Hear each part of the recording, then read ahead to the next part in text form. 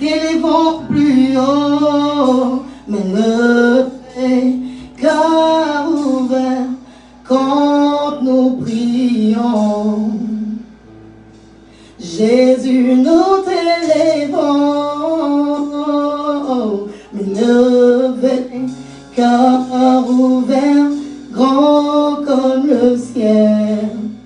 Nous t'élevons plus haut, nous t'élevons plus haut, mais levé, cœur ouvert, quand nous prions. Seigneur, nous t'élevons, mais levé, cœur ouvert, contemple le ciel. Nous t'élevons plus haut, nous t'élevons plus haut, mais levé, cœur ouvert, quand nous prions. Seigneur, nous t'élevons. Hands up, hearts open, wide as the sky. We lift you high, we lift you high. Hands up, hearts open, wide as we cry. God will lift your name high. Que tous les autres noms disparaissent, jusqu'à ce qu'il n'y ait que toi. Que tous les autres noms disparaissent. Jésus prend ta place. Jésus prend ta place. Que tous les autres noms, que tous les autres noms disparaissent. Que tous les autres noms, que tous les autres noms disparaissent. Jusqu'à ce qu'il n'y ait que toi. Jésus prend ta place. Que tous les autres noms disparaissent. Que tous les autres noms disparaissent. Jusqu'à ce qu'il n'y ait que toi. Jésus prend ta place. Levé, cœur ouvert, grand comme le ciel. Nous t'élevons plus haut, nous t'élevons plus haut, mais levé, cœur ouvert, quand nous prions. Seigneur, nous t'élevons plus haut. Alléluia. Amen. Amen. Bon, le chant est nouveau pour le groupe musical, donc vraiment désolé. On n'est pas rentré dans la musique comme. Mais si tu as un autre chant à proposer, on peut le faire. D'abord, amen. Que Dieu nous bénisse. Il y a un frère qui dit que ce soit dans la gamme ou hors une gamme, l'essentiel c'est de louer Dieu. Amen. Amen. Que le groupe musical est suivi ou pas, nous avons chanté Dieu. Amen. Les instruments ont émis du son pour louer Dieu. Amen. Nous ne sommes pas un concerto. Nous sommes là pour adorer. Hallelujah. You You can say that again. Amen. Yes. Amen. Que Dieu nous bénisse. Nous allons continuer notre enseignement. Nous avons parcouru plusieurs thèmes jusqu'à présent. Nous en sommes au dernier. Et dimanche passé, par la grâce de Dieu, nous avons entamé. Et à cause de la prophétie de mon frère, aujourd'hui encore nous sommes là. Amen. Et nous allons parler par la grâce de Dieu. Tout ce que Dieu fait est bon. Nous avons parlé du jugement éternel. Nous avons dit que le jugement, c'est de décider.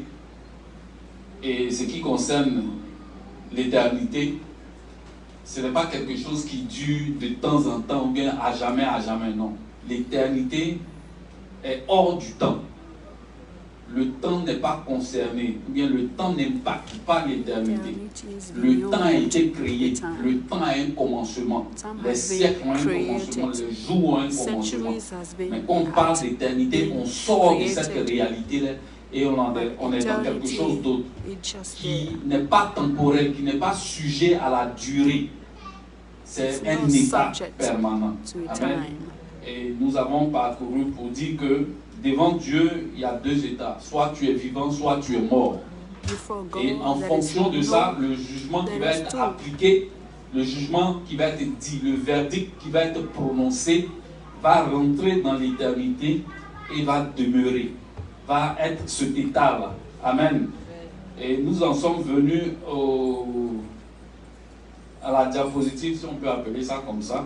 Si le frère peut nous remettre ça à l'écran. Le frère Adou.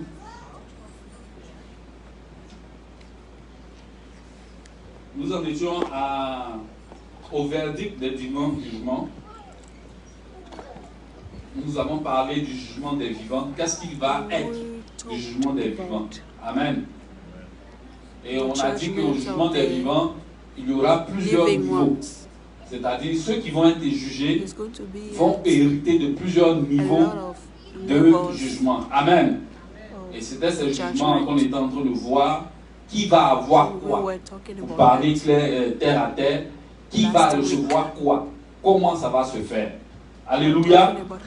Amen. Donc c'est ce qu'on est en train de voir. On va continuer. Et par la grâce de Dieu, finir aujourd'hui. Après cela, nous allons entamer les différentes étapes du jugement des morts et qu'est-ce qui va arriver à ces personnes-là. Amen. Donc le frère Adou a la technique en train d'interpréter cela. On peut, en entendant, lire Apocalypse chapitre 12, versets 1 à 5. Diagram to be loaded by Brother Adou. Let us read the book of... Sœur Célestine, tu es bénie. Sois la bienvenue. Content de te revoir. Ça fait plaisir. Donc celui qui a approuvé le passage peut nous faire la lecture. Apocalypse au chapitre 12. Revelation chapter 12. Verset 1 à 5. 1 to 5. Apocalypse 12, verset 1 à 5. Un grand signe apparut dans le ciel. C'était une femme enveloppée du soleil, la lune sous les pieds et une couronne de 12 étoiles sur la tête. Elle était enceinte et elle criait, car elle était en travail, dans les douleurs de l'accouchement. Un autre signe apparut dans le ciel. C'était un grand dragon rouge. Feu, qui avait 7 têtes et 10 cornes. Et sur ces 7 têtes, 7 diadèmes. Sa queue entraînait le tiers des étoiles du ciel et les jeta sur la terre. Le dragon se plaça devant la femme qui allait accoucher. Il se plaça devant la femme qui devait accoucher. Afin de dévorer son enfant. Dévorer l'enfant qui allait naître dès qu'il naisse. Elle mit au monde un fils. Elle a mis au monde un fils. Un enfant mâle. Un enfant mâle. Qui doit diriger toutes les nations avec un sceptre de fer. Amen. Et son enfant fut enlevé vers Dieu et vers son trône. Amen. Tu es béni, mon frère. Donc, la dernière fois, selon ce qu'on a vu, on a dit que pour les vivants, il y a certains qui seront au niveau du royaume, il y en a qui seront au niveau de l'église, il y a certains qui seront au niveau de l'épouse, il y en a qui seront au niveau de l'enfant mâle, et il y a d'autres qui seront au niveau des 4 vieillards, et il y a certains qui seront au niveau des 4 êtres vivants, et il y a certains qui vont atteindre le niveau de l'être vivant. Qu'est-ce que cela, tout cela? Donc nous allons essayer d'expliquer step by step pour pouvoir comprendre. Selon ce que nous avons lu ici, il est écrit qu'il y avait une femme qui était enveloppée du soleil, qui avait la lune sur ses pieds, une couronne de 12 étoiles au-dessus de sa tête, et elle était enceinte, elle souffrait des douleurs de l'enfantement. Amen. Cette femme-là, il s'agit de l'Église. Amen. Il s'agit de l'Église et rien d'autre. Certains ont interprété ça à d'autres fins, mais nous ne sommes pas à ce niveau-là. Ici, nous voyons clairement que l'Église est revêtue de soleil nous savons qui est le soleil, l'étoile brillante du matin, c'est Jésus-Christ. Donc l'église est revêtue de Jésus-Christ. L'église s'habille de la vie de Jésus-Christ et elle a la lune sous les pieds. Nous avons vu aussi en 1 Corinthiens 15 qu'il y a certains qui, dans leur croissance spirituelle et dans leur gloire, vont atteindre l'état de la lune. C'est-à-dire, ces personnes-là vont avoir le reflet du soleil, mais ne seront pas semblables elles-mêmes au soleil. Amen.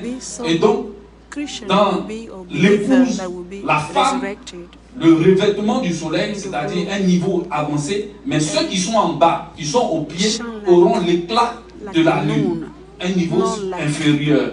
Et certains auront l'éclat des étoiles qui sont sur sa couronne. Le plus important ici, ce que nous devons voir maintenant, c'est que cette femme-là était enceinte, elle souffrait des douleurs de l'enfantement. Donc l'Église en son sein a une aspiration à un groupe de personnes qui veulent sortir. Alléluia. Et cette sortie-là est un travail, est une souffrance. Amen. Est un cheminement de douleur, est un cheminement de croissance. Dans l'Église, nous savons ce que c'est que l'Église, c'est tous ceux qui croient en Christ. Et parmi ces croyants en Christ-là, il y en a qui sont en souffrance pour pouvoir atteindre un niveau supérieur dans la vie chrétienne. Et c'est ceux-là que la femme a en son sein, que l'Église a en son sein, et qui vont, à un moment vont finir par sortir. Et c'est ceux-là qu'on appelle l'enfant mâle. Et ici, les Écritures nous disent qu'elle a enfanté un fils, un mâle, qui doit paître les nations avec un sceptre de fer. Si nous nous souvenons, nous savons qu'il est dit de Jésus-Christ que c'est lui qui est le souverain, qui a le sceptre de fer, qui va paître les nations. Donc, ces chrétiens-là qui sont dans l'église, qui vont sortir de l'église, auront avec Christ en commun cette autorité-là pour pouvoir régner et paître avec un sceptre de fer. Amen. Donc, dans la croissance, ils auront le privilège de participer au règne de Christ. Ils auront le privilège de manifester le règne de Christ. C'est ceux-là qu'on appelle l'enfant mâle. Ils sont arrivés à un certain niveau. On les appelle l'enfant mâle. Alléluia.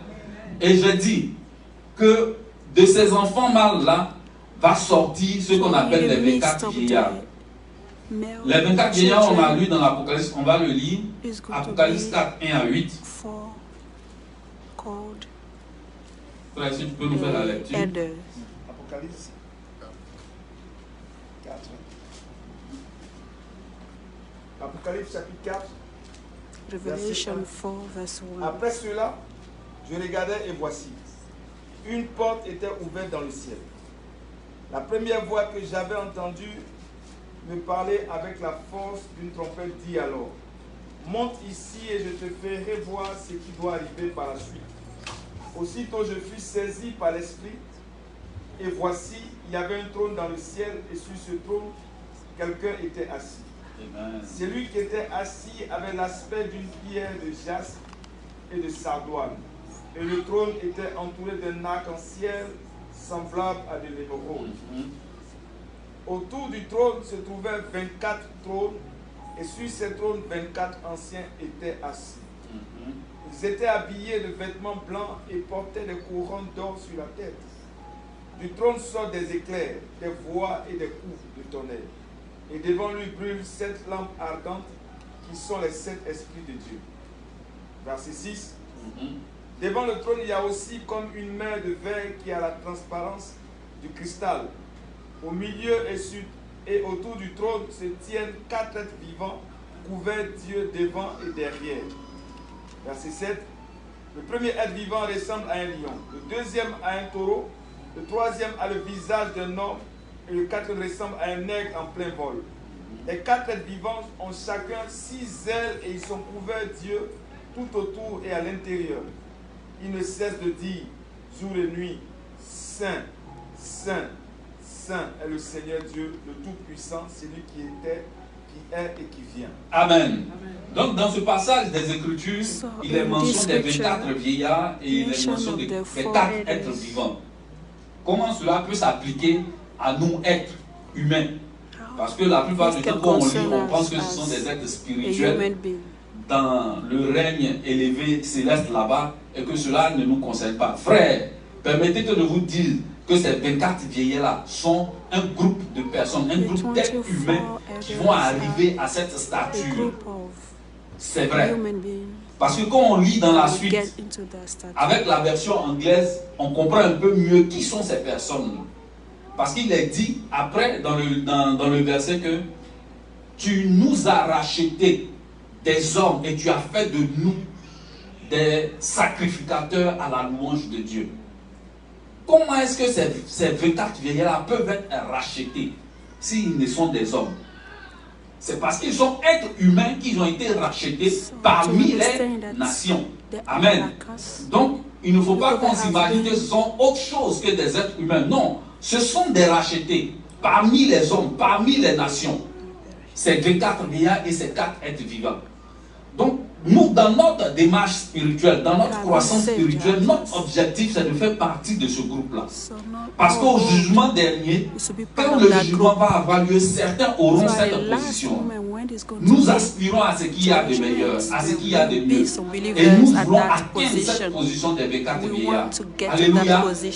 Hommes comme femmes, nous pouvons atteindre ce niveau-là. Amen. Il y a un enseignement bien particulier pour pouvoir détailler exactement depuis l'Ancien Testament jusqu'au Nouveau Testament qui sont ces personnes-là. Mais ici nous parlons du jugement, nous voyons juste les positions que des hommes peuvent atteindre. Si Dieu permet, un jour, nous allons exposer avec détail qui sont ces personnes-là, avec preuves scripturales à l'appui, pour pouvoir démontrer par les Écritures que ces personnes-là sont des êtres humains, comme nous, mais qui ont, dans leur croissance de piété, atteint ce niveau-là. Un vieillard, c'est qui? Un ancien, c'est qui? Cela est possible. Parce qu'on a vu dans les Écritures, Paul a dit, il faut établir les anciens temps. Et puis on a donné le critère pour que ces anciens-là soient anciens. Donc ceux qui remplissent ces critères-là arrivent à cette position spirituelle qu'on appelle ancien, vieillard. Cela est possible. Et les 4 êtres vivants-là, qui sortent de ces 24 vieillards-là, ont atteint encore un niveau spirituel. Et qu'est-ce qu'il a dit d'eux? Chacun avec une face d'homme, un autre avec une face de lion, un autre avec une face de veau, et puis un avec une face d'aigle en plein vol. Mais tout cela, ce sont des caractéristiques de croissance spirituelle. Celui qui a atteint la statue de lion, il est un roi. Il est le roi à l'image du roi des rois. Parce que Jésus-Christ est le roi des rois et nous sommes des rois. Il est le roi des rois. Qui sont les autres rois? C'est nous. Celui qui a atteint cette position de roi. Donc, travaillant dans la piété, nous atteignons la statue de lion, c'est-à-dire de roi, de quelqu'un qui gouverne, qui a un sceptre de fer. Comment on prend l'aigle? L'aigle, c'est qui? C'est celui qui est capable de se lever et de pouvoir voir de sa position les détails qui sont sur la terre. Amen. C'est une croissance spirituelle qui a la capacité de se lever pour pouvoir atteindre, prendre ce qui est de Dieu, comprendre ce qui est de Dieu et l'appliquer. Celui qui est du bœuf ou bien de l'agneau, c'est celui qui est capable de se sacrifier. Alléluia. Parce que c'est ça. C'est l'agneau du sacrifice, c'est le bœuf de l'Holocauste. Donc ce sont des gens qui sont capables d'oublier leur vie, de sacrifier leur vie pour l'utilité commune, pour la cause du Seigneur. Et on dit qu'ils ont la face d'homme, c'est-à-dire qu'ils sont nés êtres humains, mais ils ont développé leur spiritualité jusqu'à pouvoir atteindre ces différents niveaux de statut. Alléluia. Au-delà de ça, de ces 4 êtres vivants-là, il y a l'être vivant. Que je dis?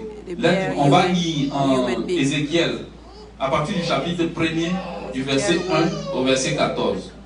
Pour voir un peu c'est quoi l'être vivant. Premier. Human being or living being. Ézéchiel chapitre 1, la 30e année, le 5e jour du 4e mois, je faisais partie des exilés près du fleuve Kébar. Le ciel s'est ouvert et j'ai eu des visions divines. Le 5e jour du mois, c'était la 5e année de l'exil du roi Joachim. La parole de l'Éternel a été adressée à Ézéchiel, le fils du prêtre Buzi, dans le pays des Babyloniens, près du fleuve Kébar. C'est là que la main de l'Éternel a reposé sur lui. Alors que je regardais, un vent impétueux est arrivé du nord, ainsi qu'une grande nuée et une gerbe de feu. Tout autour, une lumière rayonnait.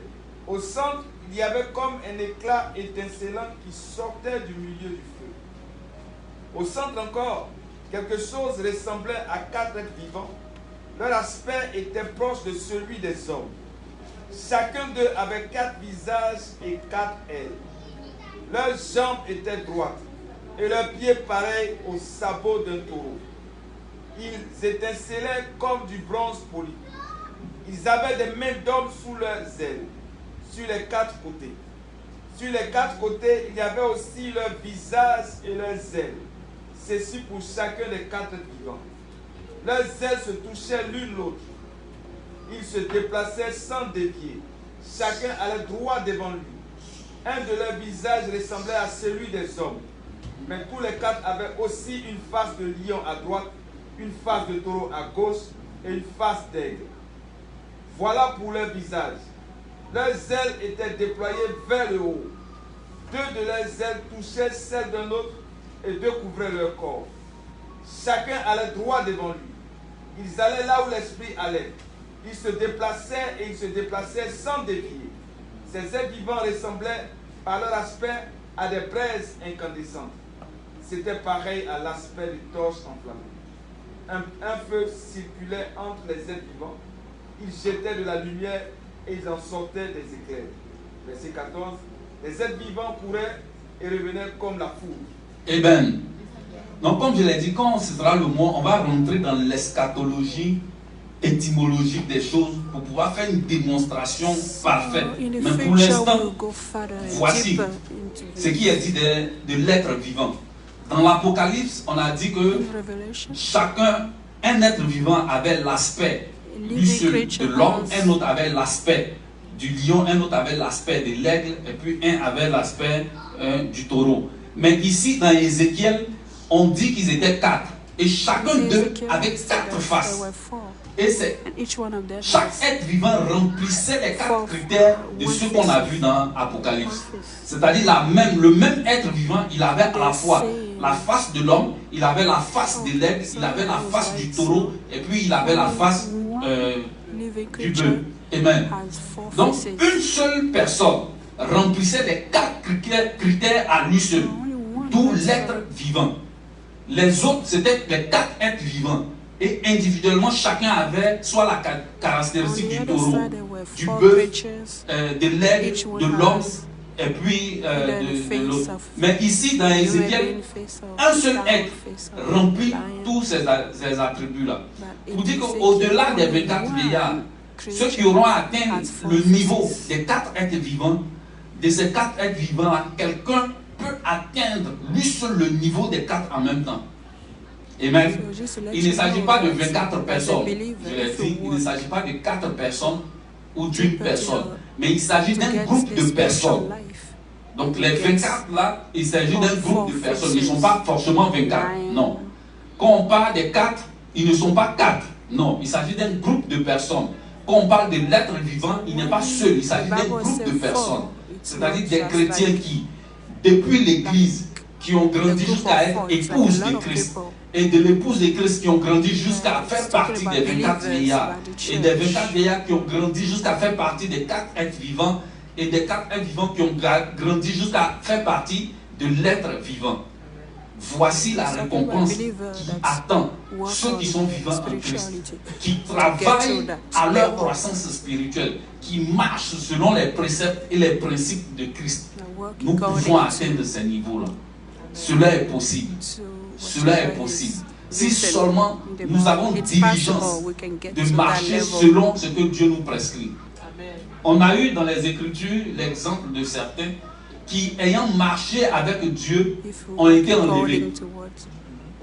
Ça a été fait. On dit qu'il a marché pendant 365 jours, n'est-ce pas? Une année fait combien de jours? 365. Il a marché 365 ans avec Dieu et puis il ne fut plus. Pour dire que actuellement, si l'un d'entre nous, pendant une année, marche exactement en ses pensées, en son cœur, en son attitude, en ses paroles, selon ce que Dieu veut, en une année, il ne sera plus. Amen. C'est ce que la Bible nous révèle. On dit qu'il a vécu 365 ans et puis il n'est plus. Mais ça veut dire que si ma soeur Constance obéit à Dieu exactement en toutes choses, en une année on ne va plus la voir. Elle va rentrer dans le règne spirituel. Elle va quitter le domaine humain et puis elle va devenir un esprit vivant. Amen. Cela est possible pour nous. Il suffit d'y travailler. Chacun de nous a la capacité de le faire. Parce que l'Esprit de Dieu est en chacun de nous. Donc il suffit de s'y engager. Il suffit de s'y mettre. C'est dire, ici aux États-Unis, ce n'est pas évident. C'est pas évident, mais Dieu est capable de faire. Amen. Il suffit de se donner la peine. Il suffit de se donner le temps. Il suffit de se donner la matière à lire, à méditer, à prier, à communier fraternellement. La soeur à la direction a dit il faut que les chaises soient remplies. On peut remplir ça en un jour, c'est pas compliqué. Mais il faut remplir ça de quoi? Il faut remplir ça de personnes vivantes. Pour que les gens viennent, les Écritures disent que chaque jour, Dieu ajoutait à l'église ceux qui étaient sauvés. Amen. Donc ce sont les sauvés qui se réunissent ici. Et pour qu'il y ait des personnes sauvées, il faut que l'évangile soit annoncé. Et pour que l'évangile soit annoncé, il faut que ce soit pareil comme il est écrit, qu'ils sont beaux les pieds de ceux qui annoncent les bonnes nouvelles.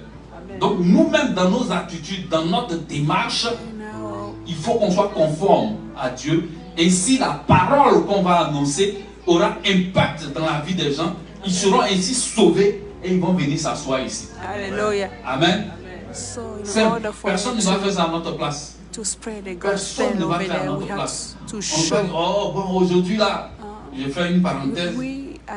On n'a pas bien chanté, on n'a pas bien dansé. Mais qui va bien chanter et bien danser? C'est nous. C'est nous qui dansons bien. C'est nous qui chantons bien. C'est nous qui prions bien. Oh, c'est froid. Les gens ne prient pas. Mais qui est les gens? C'est toi qui dois prier. C'est moi qui dois prier. C'est moi qui dois taper les mains. C'est moi qui dois chanter. Ce n'est pas l'autre qui doit faire. Et nous-mêmes. Si nous ne le faisons pas, rien ne va se faire.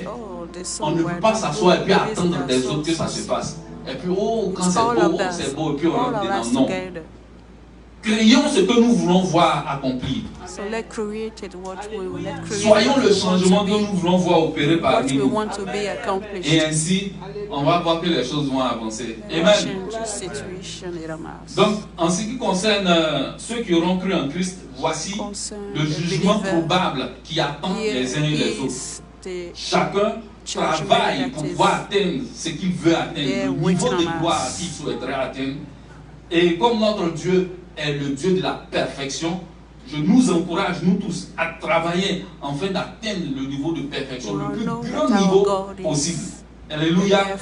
Si le niveau existe, atteignons-le. S'il existe, c'est qu'on peut l'atteindre. Amen. Que Dieu nous bénisse. Donc ceux-ci-là, ils vont avoir la vie éternelle, ou bien ont la vie éternelle, comme il est écrit, ils auront la gloire, la royauté, et ils ne pourront plus mourir de la seconde mort. Alléluia. Parce que la seconde mort, elle existe. Et ici, tous ceux qui, des vivants, vont passer au jugement, leur jugement, c'est pour pouvoir être récompensés des différents niveaux de spiritualité que nous avons mentionnés tantôt. Et ces personnes-là, étant vivantes de la vie éternelle, ne pourront plus jamais mourir de quelque mort que ce soit, même de la seconde mort. Ce n'est pas possible, ils ne peuvent pas mourir de cela. Alléluia. Nous allons passer au deuxième groupe, le jugement des morts, c'est-à-dire de ceux qui n'ont pas Christ, de ceux qui n'ont pas accepté le Seigneur, de ceux qui n'ont pas marché selon le Seigneur. Ici, selon le schéma que nous avons présenté, il y a deux groupes. Il y a le premier groupe et le deuxième groupe. On va expliquer la différence. Et dans le premier groupe, on voit qu'il y a trois verdicts. C'est-à-dire ceux qui sont morts, qui vont faire partie du premier groupe qui sera jugé. Il y aura trois différents jugements qui vont être prononcés sur ces personnes-là. Amen. Donc, le premier jugement, comme on l'a dit, le premier verdict ici, vous voyez qu'il y a la flèche qui va vers ceux qui sont du jugement des vivants. Comment cela se peut-il? De ce que des gens qui sont morts vont revenir ou bien vont encore brancher dans le groupe de ceux qui sont vivants. Nous allons voir ça.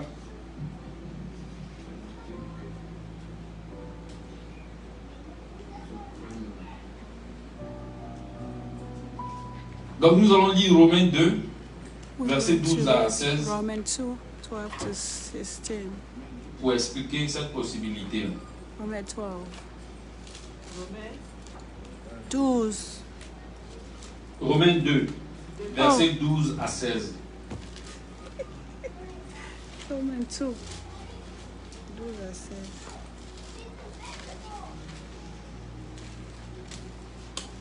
Romains 2, verset 12 à 16 nous dit: tous ceux qui ont péché sans la loi périront aussi sans la loi. Et tous ceux qui ont péché avec la loi seront jugés par la loi. Ce ne sont pas, en effet, ceux qui écoutent la loi qui sont justes devant Dieu, mais ce sont ceux qui la mettent en pratique qui seront justifiés. 14. Quand les païens qui n'ont point la loi font naturellement ce que prescrit la loi, ils sont, eux qui n'ont point la loi, une loi pour eux-mêmes. Amen. Verset 16 jusqu'au verset 16. Il montre que l'œuvre de la loi est écrite dans leur cœur, leur conscience en rendant témoignage et leurs pensées s'accusant ou se défendant tout à tout. Verset 16.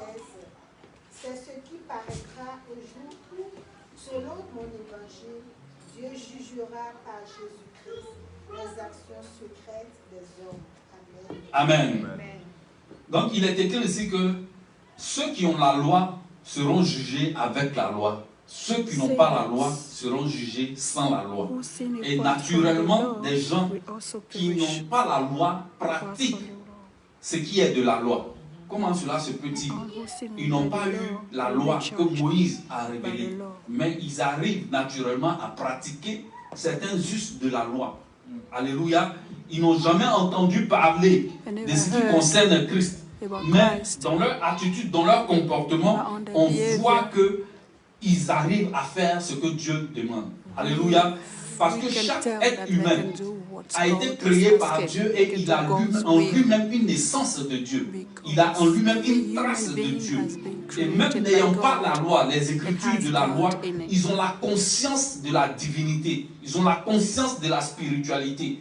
Donc, selon ce qu'ils auront fait, selon ce qu'ils auront posé comme action, leur jugement leur sera donné. Imaginez ceux qui n'ont jamais entendu parler de Christ. L'évangile n'est jamais monté à leurs oreilles. Imaginez ceux qui n'ont pas eu le temps ou bien la croissance physique nécessaire pour pouvoir discerner en vue d'accepter ou de refuser Christ. Imaginez ceux qui sont morts de leur naissance. Va-t-on les condamner parce qu'ils n'ont pas accepté Christ? Parce que celui qui ne reçoit pas Christ, qui n'a pas accepté, confessé Jésus-Christ, n'est pas de Christ. Donc tous ceux-là même qui n'ont pas entendu l'évangile, tous ceux-là même qui n'ont pas eu l'opportunité à cause de leur croissance, je parle de la croissance physique, de pouvoir entendre l'évangile, discerner et avoir la capacité voluptive de faire le choix, ceux-là ne sont pas à Christ, ils n'ont pas Christ. Mais le jugement n'est pas unique, le jugement est juste. Et donc dans ce jugement-là, il leur sera donné l'opportunité de pouvoir faire un choix. Alléluia. Et ceux-là qui auront fait ce choix-là, alors du premier verdict, vont rejoindre ceux qui sont du jugement des vivants. Amen. Mais leur position ne sera pas semblable à la position de ceux qui, de leur vivant, ont cru en Christ. Amen. C'est pour ça qu'il est dit que même le plus petit dans le royaume des cieux est plus grand que Jean-Baptiste. Amen. Il y aura la possibilité à certaines personnes, comme je l'ai dit tantôt, qui, de par nature, ont obéi à la loi, qui, de par le fait qu'ils n'ont pas entendu l'évangile et sont morts, lors du jugement, la possibilité leur sera donnée de faire leur choix pour pouvoir rejoindre le royaume. Ils seront simplement les participants du royaume. Alléluia. Mais ils n'auront pas la croissance ou bien l'état de gloire de ceux qui, de leur vivant, ont pu entendre l'évangile, accepter cet évangile-là et croire en cet évangile-là, travailler à leur croissance jusqu'à atteindre le niveau qu'ils auront atteint. Mais ceux-ci, au moins, ils vont faire partie du royaume, ils vont être participants du royaume. Alléluia. Amen. Que Dieu nous bénisse. So we'll be part of the On va lire Hébreux 11, kingdom of God. 39 à 40. Hebrew 11, 39 to 40.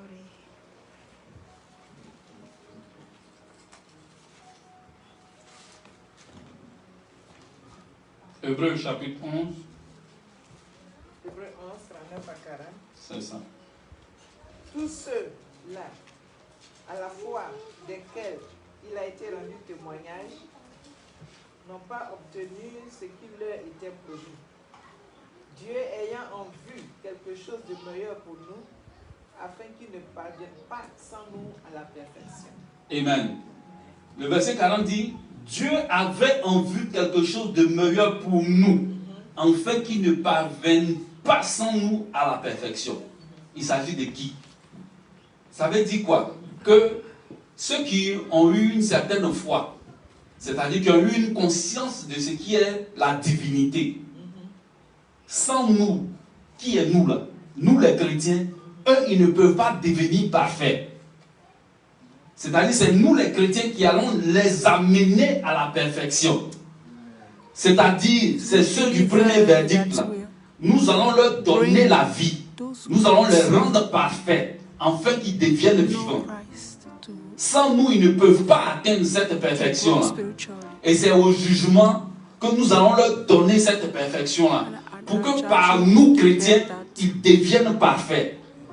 Et ceux qui auront la capacité de faire, c'est ceux-là même qui auront atteint le niveau d'un esprit vivifiant. Quand on croit en Christ, on devient un esprit vivant. Mais quand on travaille dans notre croissance en Christ, on devient un esprit vivifiant. C'est-à-dire, on devient quelqu'un qui est capable de donner la vie à l'autre. Amen. Donc, arrivé à un certain moment, Cyril va dire, est la vie éternelle. Et puis les gens auront la vie éternelle. De ceux qui n'auront pas eu la capacité ou bien l'opportunité d'entendre l'évangile. Afin qu'ils deviennent parfaits comme nous sommes parfaits. Parce qu'est parfait celui qui a la vie de Dieu en lui. Celui qui a la vie éternelle. Donc c'est ce que le verset là dit. Que sans nous, ceux-là, ils ne peuvent pas atteindre la perfection. Ils ne peuvent pas être sauvés. Ils ne peuvent pas avoir la vie éternelle. Donc nous allons les amener à cela. Alléluia. Ça peut aller. Que Dieu nous bénisse. Que Dieu nous bénisse. Nous allons voir le deuxième groupe. Du moins le deuxième verdict. On pourra revenir sur ces choses-là par la grâce de Dieu avec des questions et on va s'atteler à y répondre. Pour le deuxième verdict, c'est à peu près pareil. Mais à la différence, ceux-ci-là, ils n'auront pas la vie éternelle. Ils ne vont pas arriver à cette perfection-là. Mais bien au contraire, on va les amener à la nouvelle terre. C'est-à-dire, de même que Adam, à la création, il était parfait en toutes choses. Mais il lui manquait une chose qui allait faire sa perfection totale. C'est-à-dire qu'il mange de l'arbre de vie et qu'il vive éternellement. En parenthèse, Adam n'avait pas la vie éternelle. Amen. C'est vrai, il était parfait, mais il n'avait pas la vie éternelle. Frère, Adam n'avait pas la vie éternelle, quoi qu'il n'ait pas péché. C'est ce qui est écrit. Sinon, on n'allait pas lui demander de manger l'arbre de vie. Simple. Adam est dans le jardin, il est sans péché, il est pur, mais il n'a pas la vie éternelle. C'est pour ça que Dieu recommande. Tu pourras manger de tous les arbres du jardin, mais sauf de l'arbre de la connaissance du bien et du mal. Surtout, va manger l'arbre de la vie, afin que tu vives. Et le serpent vient pour lui dire non. Dieu sait que si tu manges l'arbre de la connaissance du bien et du mal, tu seras comme Dieu. Et Ève mange l'arbre, elle donne à Adam. Ici, on dit, ah, c'est la femme qui fait toujours. Mais toi, l'homme même, tu es au cou, puis ta femme fait ça. C'est toi qui es chargé de surveiller la femme, afin qu'elle ne fasse pas des bêtises. Donc, n'accusons pas les femmes d'avoir fait ça. Amen. Les femmes sont contentes quand on dit ça. C'est bon. Amen. C'est la vérité. Adam, il était à côté quand Ève mangeait. Il pouvait lui dire, celui à qui l'ordre a été donné, hey, Ève, ne fais pas ça. Dieu a dit, il ne faut pas faire. Mais il a arrêté, puis regarde. Il est trop fin. Amen. C'est pour ça que les hommes ne doivent pas être forts. C'est ça qu'il dit ça hors du trône. Amen. Aimons nos femmes, frères. Il est bon d'aimer nos femmes. Mais pour dire, en ta qualité d'homme, c'est toi qui es responsable des actes de ta femme. Amen. C'est ce que la Bible dit. Tout ce que la femme fait, si tu ne rectifies pas, tu es coupable de cela. La femme n'a rien fait, c'est l'homme qui est coupable. Donc Adam est coupable de l'action qu'elle a posée. Alléluia. Et donc ils ont mangé de l'arbre de la connaissance du bien et du mal, le jugement est tombé sur eux et ils ont été bannis. Et une des choses que Dieu a fait après avoir prononcé le jugement, toi tu vas marcher sur ton ventre, tu vas enfanter avec difficulté, c'est la sueur de ton front que tu vas manger le pain jusqu'à ce que tu retournes à la poussière, d'où tu as été tiré parce que tu es poussière et tu retournes à la poussière. Une des choses qui a été faite, c'est qu'il y a eu un archange ou un ange qui avait une épée flamboyante qui tournoyait, qui a gardé l'accès de l'arbre de vie. Et en Genèse 3, Dieu a dit, maintenant qu'il est devenu comme l'un des nôtres, en ce qui concerne la connaissance du bien et du mal, empêchons-le maintenant d'étendre la main, de prendre l'arbre de vie, d'en manger et de vivre éternellement. Adam n'avait pas la vie éternelle. Il devait avoir la vie éternelle. Et donc ceux du deuxième verdict là, au jugement éternel, ils vont retourner à la position adamique. Ils vont avoir une perfection humaine. Ils seront incorruptibles. Mais ils seront mortels. Amen. Parce qu'il y a l'incorruptibilité et l'immortalité. Est immortel celui qui a la vie éternelle. Celui en qui Dieu a mis sa vie. Mais tant que tu n'as pas encore atteint cette immortalité-là, c'est que tu es mortel. Mais comme Adam était dans une stature de perfection humaine, il n'était pas corruptible. C'est-à-dire, le vieillissement, la maladie, la faim, la soif n'avaient pas atteint son état. Il était parfait humainement parlant. Et donc, les gens du jugement éternel, ceux des morts, qu'on va juger, le deuxième verdict qu'on va leur appliquer, c'est qu'ils vont retourner à l'état adamique. Ils seront incorruptibles, mais ils seront mortels. Amen. Et c'est ceux-là qui vont hériter la nouvelle terre. On peut lire ça en 2 Pierre 1, 3, 13. Et puis Apocalypse 21, 1. 2 Pierre, chapitre 3, verset 13.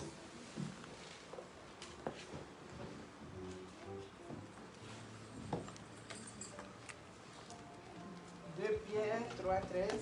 Mais nous attendons, selon sa promesse, de nouveaux cieux et une nouvelle terre où la justice habitera. Amen. Amen. Donc nous attendons tout simplement, selon la promesse que Dieu nous a faite, des nouveaux cieux et une nouvelle terre. C'est une réalité, ce n'est pas une fiction de l'esprit. Alléluia. Il y aura des nouveaux cieux, il y aura une nouvelle terre. C'est-à-dire, ce que Adam a introduit dans la création de Dieu sera enlevé de la création de Dieu. Voici de nouveaux cieux, voici la nouvelle terre. Donc avant qu'Adam ne pêche, comment les choses étaient là, on va retourner à cela. Du moins ceux du deuxième verdict là vont retourner à cet état-là. Et la terre sera parfaite. Ça sera bien comme on peut l'imaginer, comme on l'a entendu, etc. etc. Bon, avec quelques fictions qui ont été introduites, mais ce n'est pas grave. Mais ce qui est plus important, c'est que la nouvelle terre, et les nouveaux cieux vont exister. Et des gens vont y vivre.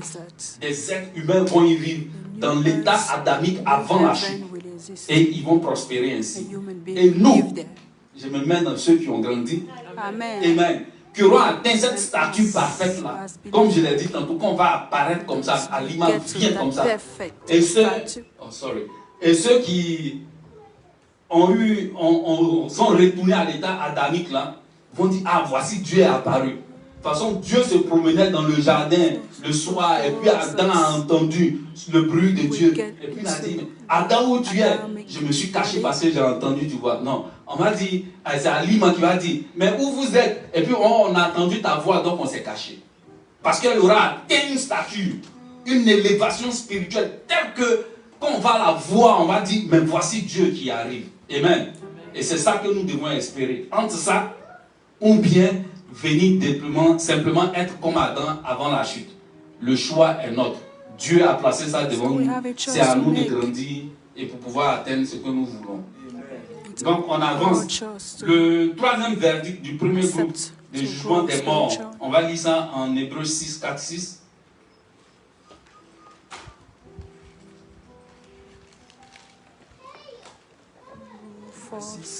Verset 4 à 6. Hébreux 6, verset 4. En effet, ceux qui ont été une fois éclairés, qui ont goûté aux dons célestes, qui ont eu part au Saint-Esprit, qui ont goûté à la bonne parole de Dieu et aux puissances du monde à venir, et qui pourtant sont tombés, il est impossible de les amener une nouvelle fois à changer d'attitude, puisqu'ils crucifient de nouveau pour eux-mêmes le Fils de Dieu et le déshonorent publiquement. Amen. Donc ce troisième groupe-là, ceux qui ont une fois pensé à accepter Dieu et qui après l'ont régné, qui ont dit non, Jésus est Seigneur, et puis après on dit non, Jésus n'est plus Seigneur. Il y en a qui ont osé faire ça. Dans la folie de leur réflexion, ceux-là seront mis à mort de la seconde mort. Amen. Le verdict qui va leur être imposé, c'est qu'ils seront mis à mort dans la seconde mort. Alléluia. On enchaîne rapidement. Le deuxième groupe, ça c'est le premier groupe qu'on a fini. Il y a 3 verdicts. Il y en a qui vont rejoindre le royaume. Il y en a qui vont rejoindre la nouvelle terre, c'est-à-dire ils seront incorruptibles, même mortels, ils pourront mourir de la seconde mort. Et le troisième groupe, c'est ceux qui ont régné Christ après l'avoir accepté. Après avoir participé un tant soit peu en ce qui concerne la spiritualité, mais qui, dans le développement de leur folie, ont dit cela est faux. Ceux-là, ils seront condamnés à la seconde mort, comme on le voit ici dans notre tableau. Amen. Donc c'est ce que les Écritures nous disent ici. Ceux qui ont goûté aux dons célestes et qui sont tombés. Tombés là, ça n'est pas péché. Les péchés, on voit là, non, il ne s'agit pas de ça. Ils sont tombés parce qu'ils ont régné Christ. C'est ça être tombé. C'est ça le péché, comme on a vu. Le péché, c'est l'incroyance en Christ. Donc, ayant accepté, ou bien fait semblant d'accepter Christ, à un certain moment, ils sont tombés de cette croyance-là. Et c'est ceux-là qui, du premier groupe, du troisième verdict, vont passer directement à la seconde mort. Leur condamnation est claire. Ils vont être mis à mort de la seconde mort. Amen. Amen. Nous passons maintenant au deuxième groupe, en ce qui concerne le jugement des morts. C'est-à-dire de ceux qui n'ont pas reçu Christ. On va le lire en Apocalypse 21, 8. Revelation 21, verse 8.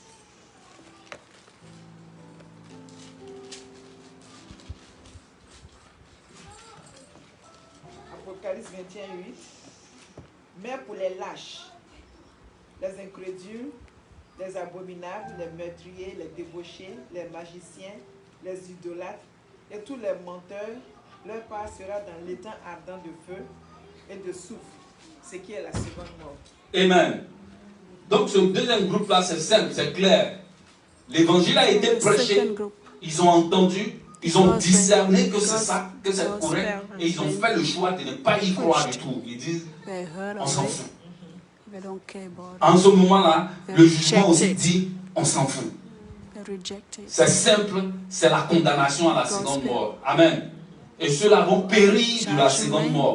Et ceux qui sont mis à la seconde mort, qu'est-ce que la seconde mort? Le corps ici, il meurt de la première mort. Il retourne à la poussière. Mais là, l'esprit demeure. Et l'âme demeure. Mais la seconde mort, c'est retourner à l'état d'inexistence. Ce n'est pas que... On va revenir dessus. Ce n'est pas que tu vas aller brûler dans le feu. Comme il a dit, tu brûles, tu brûles, tu brûles. C'est pas ça. Tu es ramené à l'inexistence. Tu as existé à un certain moment. Les gens pas tu, nous, on ne sait pas, il ne s'agit pas de nous ici. Ceux qui n'ont pas cru, ayant existé à un certain moment, ils seront ramenés à l'inexistence. De même que Dieu a créé, Dieu va incréer. On ne va même pas savoir qu'ils ont été. Pour dire, ah, tu te souviens de telle personne? Non, le souvenir est effacé. Il n'existait plus. Il n'est plus rien. Depuis le commencement jusqu'à la fin, aucune trace de lui. Il ne sera plus. Ces personnes-là ne seront plus. C'est ça la seconde mort. Et c'est terrible d'atteindre ce niveau de seconde mort. Alléluia. C'est quelque chose que personne ne veut vivre. Que personne ne doit vivre. Parce que c'est le châtiment qui est réservé à la bête, au faux prophète, au diable, à la mort elle-même et au séjour des morts. On a lu ça la dernière fois. La mort, le séjour des morts, comment on appelle ça? Le diable, le faux prophète vont être jetés dans les temps de souffle et de feu qui est la seconde mort. Donc c'est une sanction qui est réservée à des entités spirituelles. Donc imaginez quand un être humain est puni de cette punition-là, c'est encore plus grave. Est frappé de ce verdict-là, c'est encore plus grave. Donc, voici pourquoi nous devons travailler à évangéliser, à annoncer l'évangile autour de nous, parmi nous, afin de pouvoir préserver l'humanité de cette fin tragique-là. Afin que ces personnes-là ne soient pas mises à la mort de la seconde mort. Alléluia. Alléluia. Aujourd'hui, j'ai fini à temps. Que Dieu nous bénisse. Amen. Frère, voici de façon succincte ce que j'avais à cœur de partager en ce qui concerne le jugement éternel. Je vais faire un récapitulatif rapide. Il est évident que nous allons tous passer au jugement. Le jugement éternel existe bel et bien. Il ne faut pas qu'on se leurre. Il y aura un temps où Dieu va appeler au jugement tout être humain, et même les êtres spirituels, et même les entités spirituelles. Amen. Donc, à ce jugement-là, il y a deux groupes. Il y a ceux qui sont vivants et il y a ceux qui sont morts. Ceux qui sont vivants, c'est ceux qui ont cru en Christ.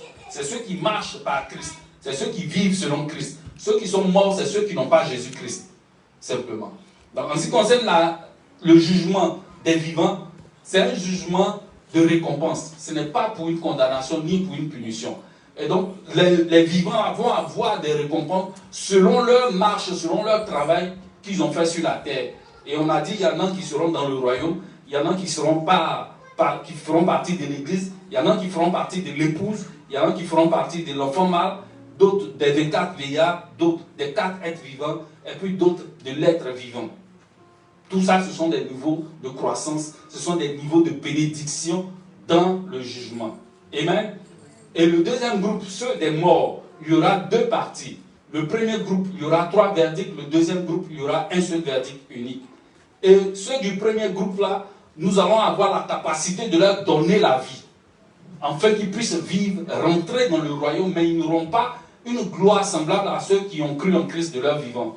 Et ceux du premier verdict, du premier groupe, ce sont ceux qui n'ont pas entendu l'évangile.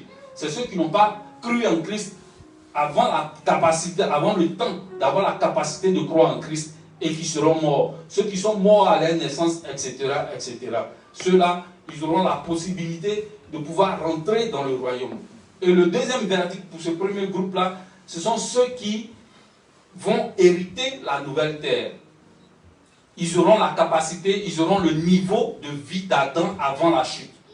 Ils seront des êtres humains qui seront incorruptibles, mais qui n'auront pas la vie éternelle. Et le troisième verdict, ce sont ceux qui, ayant cru en Christ, en arrivant à un certain moment, renier Christ et seront mis à mort de la seconde mort. Maintenant, dans ce jugement des morts, dans le deuxième groupe, ce sont ceux qui n'ont refusé catégoriquement d'accepter Christ, quoique l'évangile a été dépeint devant eux, quoique Jésus a été démontré devant eux comme étant le sauveur de l'humanité, mais ont fait leur choix de suivre la mort. Ceux-là seront aussi mis à mort et ils vont mourir de la seconde mort. Donc, frère, voici de façon succincte ce qui en sera du jugement. Il y a beaucoup à dire en ce qui concerne ce que j'ai développé, l'église, l'épouse et l'enfant mâle. Ça, c'est une doctrine à part qu'il faut enseigner avec tous les détails afin de pouvoir prouver et démontrer la véracité de ces propos-là et puis nous allons avancer. Mais une chose est sûre, frère, le jugement va avoir lieu et c'est à nous de déterminer où nous voulons être pendant ce jugement-là. Soit nous voulons être de ceux qui sont sauvés pour la gloire et qui vont finir par juger les autres, ou bien nous voulons être de ceux qui seront condamnés pour leur destruction. Le choix nous revient. Que Dieu nous bénisse. Amen.